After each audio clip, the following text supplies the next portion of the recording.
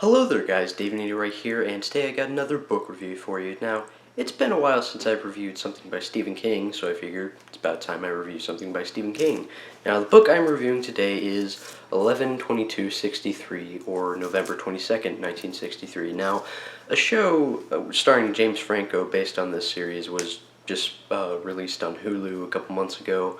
And maybe I should have reviewed it a little bit closer to the release, but whatever. And I didn't read this book just because I heard about the show and I was like, ooh, cool, it sounds like a cool show. I'll read the book first and then watch the show. No, this is a copy from like when the book first came out. My dad bought this years ago, and it's been sitting on the bookshelf for a while ever since he finished it years ago. And I've been looking at it, been like, man, that looks like an awesome book. I just really like the cover. It's a great sounding plot. So I got to read that sometime. And then I lollygagged for like 4.5 years and didn't read it. So now finally I quit being dumb and actually got to reading the book, quit postponing it. So now finally, getting to the plot synopsis here. Now, this book is about a guy named Jake Epping, and he lives in a small town in Maine, of course, because, you know, Stephen King. And he has this friend who owns a diner. Now, one night, his friend asks him to come over to his diner, and well, he does that, you know, because he's his friend.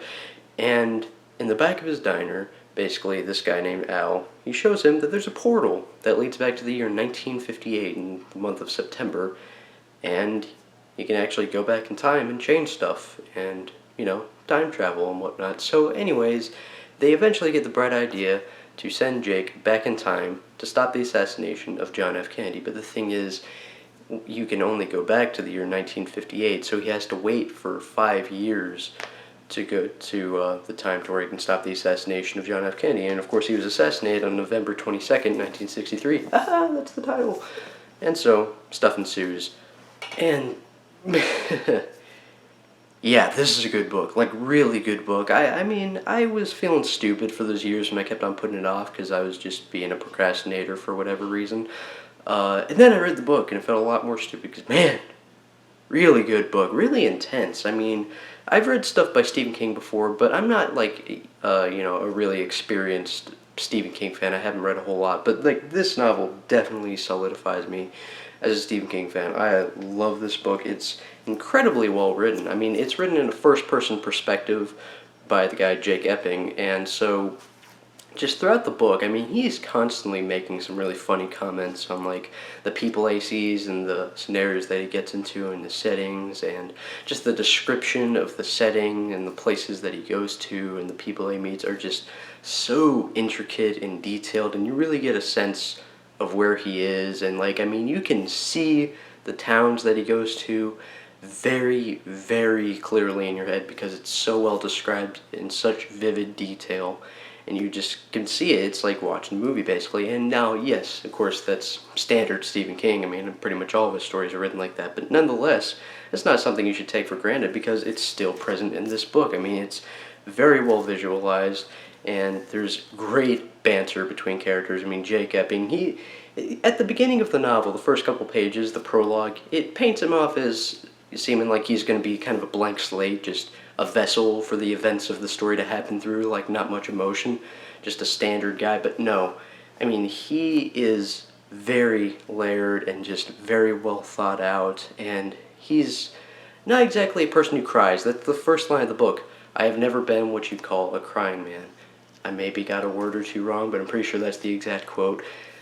And so, yeah, I mean, just the prologue kind of paints him off as being, like, somewhat of a blank slate to some extent or another, but no, he's very layered. He may not be a crying man, but he's absolutely someone who cares about people, who, you know, just definitely wants to do what's right. But he is flawed, and, you know, he definitely does do some kind of shady stuff at times, and, you know, he's human. I mean, he's a very well humanized character. And again, this is what Stephen King is known for, making very real human characters with great dialogue usually and just very good descriptions and really interesting first-person narrative and nice funny comments and bantery scenarios and stuff like that. But still, it's, again, as I said before, that's not something you should take for granted. It's still present in this book and better than ever.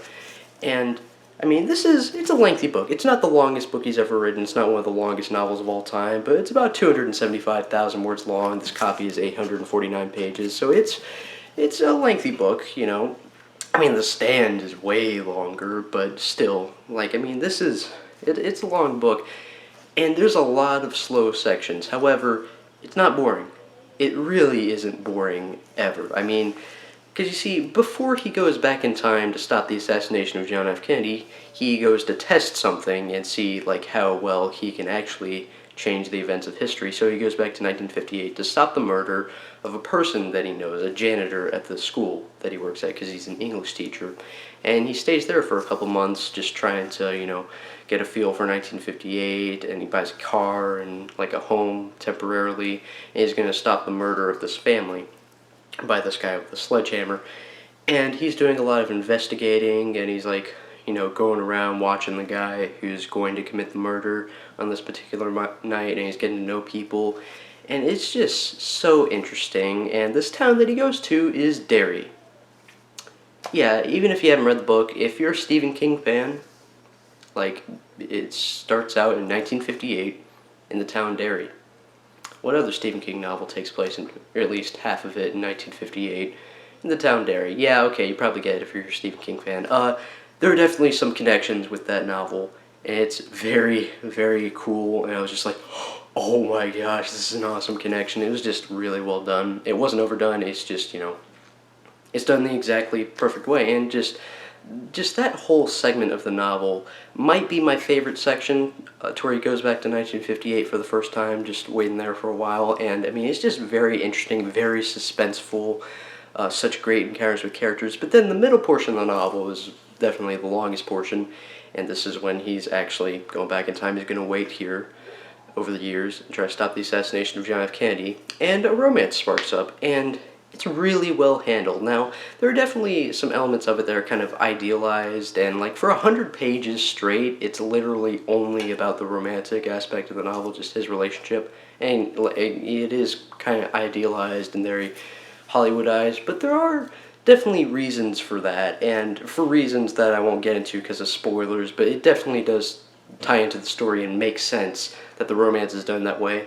And frankly, the cheesy, corny part of me was like, "Aw," because it's really sweet. It's really well done. I mean, the character that he has a romance with, Sadie Dunhill, I mean, she's very likable.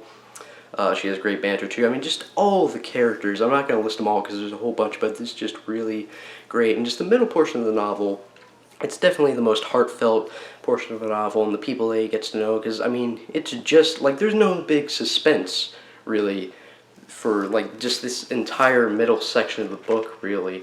Like there's no suspense, it's just dialogue between characters and the situations. And this guy, he's working at the another school as an English teacher, and he's putting on plays, and it's just how he impacts the lives of these students and all the people that he runs into, and just how he starts to kind of pick up on the rules of time travel. Because the thing is, you can go back in time and change the past, but in this novel, the past doesn't want to be changed. So when it gets to a time to where you say you're going to stop someone's assassination, the past is magically just throwing all kinds of stuff in your way. I mean, it's not like throwing down like invisible walls in front of him, stopping him or something, but no, it's tampering with things and causing things to get in his way. And just read the novel and find out, and it makes the set pieces incredibly intense. Very just, like you feel for Jake, because like, I mean, he gets pummeled when the past is trying to stop him in his way. And there's definitely some great suspense. It's a slow novel. There's not a whole lot of like exciting action sequences or anything like that, but there are definitely, like, when you get that, it's well done, and when you don't get that, there's just excellent dialogue, incredibly well written as per usual with Stephen King, but still, it's just so well written. I mean, just the way he describes the settings and just the people that he meets and how he cares for them, and just the writing and the figurative language, it's all just borderline perfectly done. My only problem with this novel is the third portion of it. Now, it's good, it's still great, it's still really well written, the characters are awesome, and I mean, the actual set piece involving him trying to solve the assassination of John F. Kennedy, I mean, obviously that's going to happen given the plot of the book at some point, but I'm not going to spoil any details of it. Like, that's all well done. It's very interesting. The last 50 pages are it's really, really just kind of cool when you see what happens, and just the ending of this book is so perfectly done. it's like it's a happy but kind of sad ending as well. It just mixes those two so well, and it's it's an emotionally powerful ending. But here's the thing. Here's my only real problem. Now, this novel kind of takes the assumption that Lee Harvey Oswald was the guy who assassinated John F. Kennedy. Now, of course, there's a lot of debate over who actually assassinated him, but the most obvious, the most likely candidate was Lee Harvey Oswald, and this takes that principle. I can't remember what it's called, like Occam's razor or something like that. Like, the most simple answer is generally the correct one. And I mean, he does kind of do some investigating to find out for sure if Lee Harvey Oswald was the person, or is the person who is going to assassinate JFK. But he's pretty sure, and just basically, he's monitoring Lee Harvey Oswald and his wife Marina. And the section story is doing that. He's investigating. He's like putting bugs in their house and listening to them with like a parabolic microphone. It's cool.